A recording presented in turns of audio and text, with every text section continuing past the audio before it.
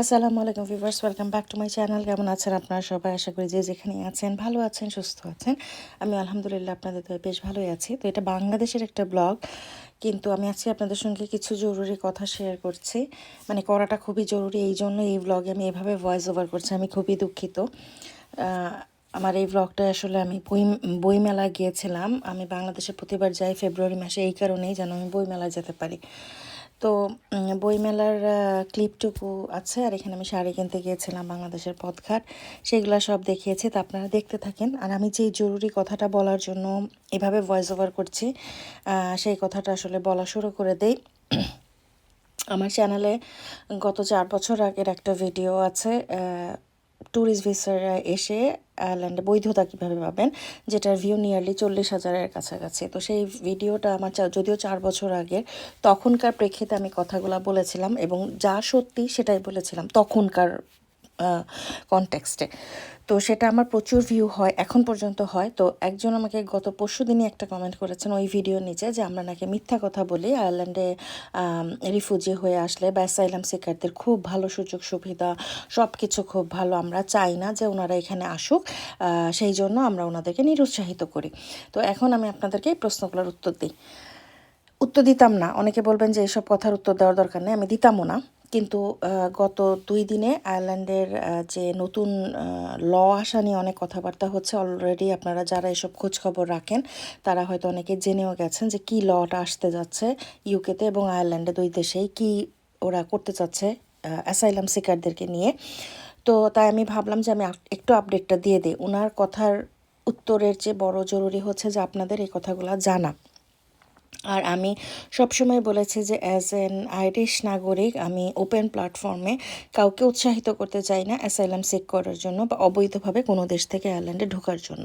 আমি এটা আগাগোড়া বলে এসেছি। আমার যদি ভিউর ধান্দা থাকতো বা আমার যদি চ্যানেলকে এই টপিক দিয়ে ভাইরাল করার ধান্দা থাকতো, আমি ওইভাবেই টাইটেল থাম্বনেল দিতাম যে খুব সহজে চলে আসেন, আসলে আয়ারল্যান্ড আপনাকে বাড়ি দিয়ে দিচ্ছে, 2 বছরের মধ্যে আপনি আইরিশ পাসপোর্ট নিয়ে ঘুরবেন, চলে আসেন। অবশ্যই আপনারা মানে আগুনের মতো এটাকে শেয়ার করতেন আমার ভিডিওটাকে।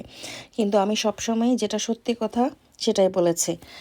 এখন আপনাদেরকে যেটা বলি সেটা হচ্ছে যে এর ব্যাপারটা। লটা হচ্ছে গত কালকে থেকে আপনারা নিউজে পাবেন বা গুগল করলে পাবেন।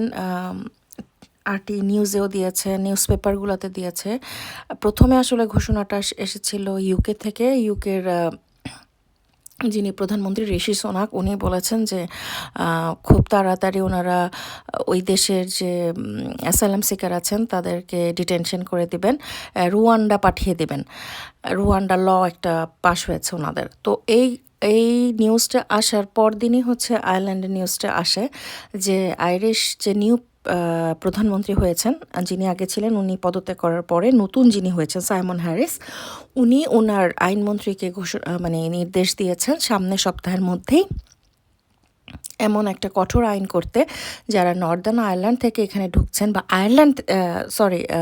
নর্দার্ন আয়ারল্যান্ড থেকেই ইউকের যারা আয়ারল্যান্ডে ঢুকছেন তাদের সবাইকে ইউকেতে ব্যাক পাঠানো হবে।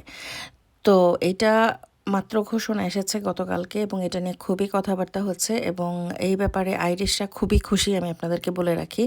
কারণটা হচ্ছে যে এই ধরনের ঘোষণা যে আসবে এটা কিন্তু হঠাৎ না। হ্যাঁ, আমরা যারা আয়ারল্যান্ডে থাকি আমরা সিচুয়েশনগুলো দেখি এখানে। আপনারা শুধু নিউজ পেপারে দেখেন বা শোনেন যে অমুক আত্মীয় ছিল লন্ডনে, ওইখান থেকে আয়ারল্যান্ডে চলে গেছে, খুব ভালো আছে, এরকম হয়েছে ওরকম হয়েছে। হ্যাঁ, আপনারা ওইভাবে ডিসিশন নেন। কিন্তু আমরা যারা আয়ারল্যান্ডে থাকি আমরা জানি যে এখানকার মানুষের মধ্যে মানে আইরিশ কমিউনিটির মধ্যে কী ধরনের অসন্তোষ ছিল এই ইউকে থেকে আসা মাইগ্রেন্টদের নিয়ে।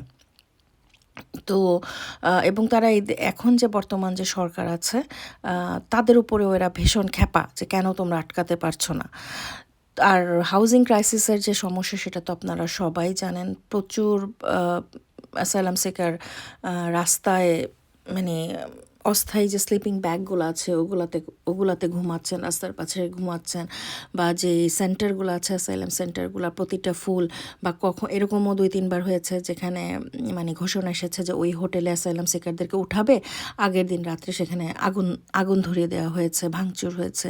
মানে আপনারা বুঝতে পারছেন যে আইরিশদের কতটা অসন্তোষ ছিল এইভাবে মানুষ ঢুকছে, তারা ভাবছে যে তাদের নাগরিক অধিকার ক্ষুণ্ণ হচ্ছে এইসবের কারণে। এবং আপনারা হয়তো অনেকেও এটাও শুনেছেন যে আয়ারল্যান্ডে চিকিৎসা অনেক স্লো, বাসা পাওয়া যায় না কেন, এরকম কেন ওরকম কেন, বহুত কথা আপনারা অনেকে বলেন। হ্যাঁ, তো এখন কথাটা হচ্ছে যে আয়ারল্যান্ডের ইনফ্রাস্ট্রাকচারটা ওই রকমভাবে, ওদের পপুলেশন আগাগোড়ায় কম, সেইভাবে বানানো। তো এখন যখন আপনি 5 জনের জায়গায় 50 জনকে হসপিটালে পাঠাচ্ছেন, তো তাদের সেই মানে 50 জনকে সেবা দেওয়ার মতন ক্ষমতা তাদের নাই। তো এরকম প্রতিটা সেক্টরে, ঠিক আছে, যখন আপনি মানুষ কম হবে সেই দেশের সব কিছু সেভাবেই নির্মিত, সাডেনলি যখন লাখে লাখে হাজার হাজার মানুষে ঢুকবে, তখন ওভারনাইট আপনাকে কিভাবে বাসা বাড়ি বানায় বানায় দিয়ে দিবে, তাই না? তো আশা করি আপনারা এই জিনিসগুলা ভালো মতন খোঁজখবর নেন। আসলে যারা অলরেডি ঢুকে গেছেন তাদের জন্য সমবেদনা জানানো ছাড়া আমি আর কিছু জানি না কি বলা উচিত। আপনাদের জন্য আসলে সামনে খুবই খারাপ দিনই মানে অপেক্ষা করছে। তারপরও আল্লাহ আপনাদের রক্ষা করুক, এটা বলা ছাড়া আসলে কিছু বলার নাই। আর এখন আপনারা হয়তো বলতে পারেন যে যারা লন্ডন থেকে এসেছে তাদেরকে লন্ডন ব্যাক করাবে, অন্য দেশের হলে কই ব্যাক করাবে। এখন ব্যাপারটা হচ্ছে যে আয়ারল্যান্ড আসলে লন্ডন ছাড়া, মানে নর্দার্ন আয়ারল্যান্ড ছাড়া, ইউকে ছাড়া, লন্ডন না ঠিক ইউকে ছাড়া অন্য কোনো দেশের সঙ্গে ওইভাবে বর্ডার শেয়ার করে না। তো আপনারা যদি আয়ারল্যান্ডের রিফিউজি দেখতে যান, মানে ইউক্রেন বাদে, ইউক্রেন এটা তো আলাদা ব্যাপার, যুদ্ধবিধ্বস্ত থাকার কারণে তারা তাদেরকে বলেই ঢুকানো হয়েছে, হ্যাঁ, সেই ব্যাপারটা আলাদা আসলে। ইউকে থেকে আসা যারা আছেন, যে অনেকে আছেন আমার, আপনারা যদি কমেন্ট সেকশনে যে দেখেন, আমি আসলে এই কমেন্টগুলোর উত্তরই দেওয়া বন্ধ করে দিয়েছিলাম, এবং সেই কারণে আমার ভিডিওর ভিউ হয় না, যেহেতু আমি এই ধরনের কথাগুলো বলা বন্ধ করে দিয়েছি, আপনাদের প্রশ্নের উত্তর দেওয়া বন্ধ করে দিয়েছি। কিন্তু আসলে কিছু করার নাই, এখানে যা সিস্টেম আছে, যা হচ্ছে বা হবে, কিছুটা আন্দাজ আমরা আগেই করতে পারি। যখন আপনারা জানেনও না বা ঘোষণাটা আসেও না, তখন আপনারা আমাদেরকে বুলি করেন যে আমরা নাকি চাই না যে কেউ আসুক। ভাইরে, আমাদের চাওয়া না চাওয়াই কিছু না। আয়ারল্যান্ড আমাদের বাপের মার দেশ না, আমরা কিনে নেই নাই। হ্যাঁ, আর কেউ আসলেও আমি তাকে আমার বাসায় রাখবো না, আমি তাকে আমার বাসায় খাওয়াবো না। সো আমার এখানে কাউকে না করা, হ্যাঁ করা, বলা কিছুই মানে অধিকারও নাই, দরকারও নাই। নিজের দেশি মানুষ হিসাবে এসে যেন আপনারা একটা বেড়াছাড়ার মধ্যে না পড়েন, সেই হিসাবে আপনাদেরকে আমি যা বলতাম বা বলেছি এতদিন, সেগুলো বলেছি। কিন্তু আপনারা বেশিরভাগ মানুষই খুবই অ্যাগ্রেসিভ ওয়েতে কথা বলেন, এবং অ্যাপ্রিসিয়েট তো দূরের কথা, মিথ্যুক বানায় দিয়ে যান। তো এখন আমি কালকে খবরটা আসার সঙ্গে সঙ্গে আপনাদেরকে আমি কমিউনিটিতে পোস্ট করেও জানিয়ে দিচ্ছি, আর এখন একটা সব জায়গায় আছে, আপনারা গুগল করে দেখেন, আরও ভালো মতন আপনারা বুঝতে পারবেন। আর আসলে আপনাদের বোঝা উচিত, আসলে আপনারা একটা দেশে কেয়ার ভিসা এসেছেন, জেনে শুনে ফ্যামিলি সহ এসেছেন, ওইখানে প্রবলেম হলে ওইখানে আপনাদের উচিত ওটাকে সমাধান করা, বা আমি থাকতে পারবো কিনা সেটা জেনে আসা। ওইখান থেকে আপনারা জেনে শুনে লিগেলভাবে একটা দেশে এসে তারপর সেখানে মানে প্রবলেম দেখে আরেকটা দেশে এইভাবে ইলিগালি ঢুকবেন, তারপরে আপনারা আশা করবেন যে আপনাদেরকে 5 স্টার হোটেলে রাখা হবে, খাওয়াতে প্রবলেম হবে না, এটা না সেটা না, নানান ধরনের কথা। আসলে আমি গ্রুপগুলোতে আছি, তো আমি দেখি কমপ্লেনগুলো, পড়ি। তো এইগুলো আসলে কি বলবো, এখন এসব বললে অনেক রুড শোনাবে, বা আপনারাও মনে করবেন যে আমরা বেশি অহংকার করে কথা বলছি, ব্যাপারটা সেটা না। আমি বারবার বলি যে যে দেশেই যান লিগ্যাল ওয়েতে যাওয়ার চেষ্টা করেন। যে দেশে যাচ্ছেন সেই দেশের সম্পর্কে আগে ভালো মতন খোঁজ খবর করে নেন, যে আমি যে ওই দেশটায় যাচ্ছি আমি কি ওইখানে কাজ করে সারভাইভ করতে পারবো কি না।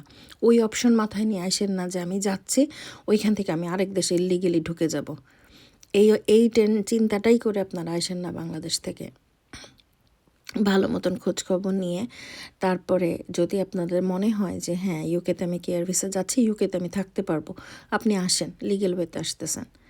কিন্তু আপনারা যদি এটাই মনে করে আসেন যে যাই তো আগে, তারপর ওইখান থেকে এই দেশে ওই দেশে ঢুকে যাব, কোনো দেশই আসলে এখন ইউরোপের মানে খুব ইজিভাবে আপনাদের জন্য কোনো কিছু করবেন। আস্তে আস্তে কিছু দেশ আছে যারা খুব ইজিলি পেপার টেপার করতো, পর্তুগাল আছে বা এরকম কিছু, তাদেরও আস্তে আস্তে দেখেন দিন কোথায় যায়, কোথাকার পানি কোথায় যেয়ে গড়ায়। কারণ ইউরোপে একবার যদি একটা কথা একটা দেশ বলে, আরও 5টা দেশও সেই সেই জিনিসটা ফলো করার চেষ্টা করে। আর মানে যখন আপনার একটা দেশের জনসংখ্যার মানে পার্মানেন্ট জনসংখ্যায় বেকার বা নানান ধরনের প্রবলেম ফেস করছে, সেখানে কোনো দেশই আরও কিছু মানুষ শুধু শুধু ঢুকায় তাদেরকে নিয়ে ঝামেলা করতে চাইবে না। পর্তুগালে প্রচুর মানুষ বেকার যারা ওইখানে বহু বছর ধরে আছেন, তো এখন আরও এই দেশের গভর্নমেন্ট আরও লাখখানেক মানুষ ঢুকায় নিয়ে কী করবে? তো এগুলো আসলে বোঝার ব্যাপার, চিন্তা করার ব্যাপার। তো আপনারা এগুলো ভালো মতন চিন্তা করেন। আর এক্স্যাক্টলি লটা কি আসতেছে সেটা হচ্ছে নেক্সট উইকে ওরা ঘোষণা দিবে। আমি ঘোষণা দিলে আপনাদেরকে জানিয়ে দিব যেটা হয়। তবে এখন পর্যন্ত এটাই কথা হয়েছে যে ইউকে থেকে আসাদেরকে ইউকেতে ফেরত পাঠানো হবে। এখন ইউকে আলারা কী করবে সেটা ইউকের প্রবলেম। আর ইউকে আলারা বলছে যে তারা ডিটেনশন করবে, রুয়ান্ডা পাঠিয়ে দিবে। সো এটা আপনারা চোখ কান খোলা রাখেন, নিউজগুলো ফলো করেন, বিভ্রান্ত হবেন না। আসলে মানুষ যখন পানিতে ডুবতে থাকে না, খড়কুটা দেখলে মনে করে যেটা অনেক বড় কিছু আঁকড়ে ধরে, সেটা সত্য মিথ্যা জানার চেষ্টা করে না। তো আমার কাছে মনে হয় বাঙালিদের ক্ষেত্রে বিশেষ করে এই জিনিসটা খুব কাজ করে, যে যেখানে ওনারা মিথ্যাই হোক বাট ওনাদের মন মতো কথাগুলো থাকে, সেই সব ভিডিও ওনারা খুব পছন্দ করেন, শেয়ার করেন, ছড়িয়ে দেন, ভালো ভালো মানে কমেন্ট করেন। কিন্তু যেই ভিডিওগুলোতে ওনাদের কাছে মনে হয় যেটা ওনার ফেভারে যাচ্ছে না কিন্তু কথাগুলো সত্যি, সেটাতেই ওনারা এসে মানে বিষোদ্গার করে দিয়ে যান যে মিথ্যা কথা বলছে, এরকম বলছে, ওরকম বলছে। আপনারা কখনো বুঝতে চান না যে মিথ্যা কথা বললে আসলে আমাদের কোনো উপকার নাই। 200 ভিউ দিয়ে আমি সংসার চালাই না ভাইরা বোনরা। আর যারা আমাকে প্রশ্ন করেছেন, অনেক প্রশ্ন করা আছে যে আপনার মতামত বলেন, আসতে চাচ্ছি, ইউকেতে এসেছি, 4 জনের ফ্যামিলি, ভালো হবে কি না। ভাই আমি এই ব্যাপারে কাউরে কোনো মতামত দিব না, কারণ এই ব্যাপারটা নিয়ে কথা বলাই আমার পছন্দ না। আপনার লাইফ, আপনার ডিসিশন, আপনি বুঝেন আপনি কোথায় এসেছেন, কেন এসেছেন, কি কি করার প্ল্যান নিয়ে এসেছেন, সেটা আপনারা বুঝে আপনারা ডিসিশন নেবেন। এখানে আমি কেউ না ডিসিশন দেওয়ার আপনাদেরকে। আমি শুধু এখানকার সার্বিক অবস্থাটা আপনাদেরকে বলতে পারি, সেটা আপনাদের পছন্দ হলে ভালো আপনারা শুনেন, সেটা যদি আপনাদের মনে হয় যে না আমি মিথ্যা কথা বলছি বা আমি চাচ্ছি না কেউ আসুক সেই জন্য বলছি, শুনেন না। এটাই হচ্ছে বড় কথা। আর নতুন আসলে যেটা আসবে সেটা তো আমি বললামই আপনাদের বলবো। আসলে যেই সরকারটা আছে এখন, প্রধানমন্ত্রী পদত্যাগ করার পর নতুন একজন এসেছেন, এই দলকেই আসলে আইরিশরা খুব বেশি পছন্দ করছেন না। তো সামনের বছর হচ্ছে এখানকার ন্যাশনাল ইলেকশন আছে, সম্ভবত এই দল জিততে পারবে না, কিন্তু তারপর তারা চেষ্টা করছে যে মানুষের বিশ্বাস আবারও নিজের দিকে করার। তো আমি আজকে বিদায় নিব। এই বইগুলো আমি কিনেছি। সরি অনেক কঠিন কঠিন কথা বললাম। আবার আসবো নতুন ভিডিও নিয়ে। আল্লাহ হাফেজ।